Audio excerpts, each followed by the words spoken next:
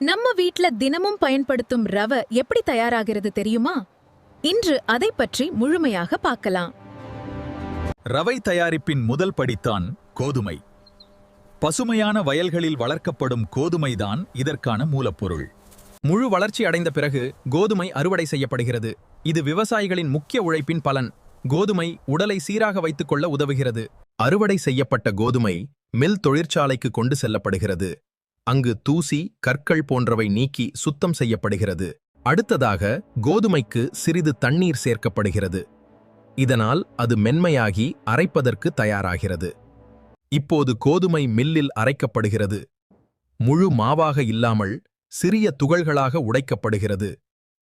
அரைத்த பிறகு துகள்கள் வடிகட்டப்பட்டு பிரிக்கப்படுகிறது. சரியான அளவுள்ள துகள்கள்தான் ரவை ஆகும். தயார் செய்யப்பட்ட ரவையை பேக் செய்து கடைகளுக்கு அனுப்பும் பணி தொடங்குகிறது. இந்த ரவை தான் உப்புமா, கேசரி, ரவா தோசை போன்ற சுவையான உணவுகளுக்கு பயன்படுகிறது.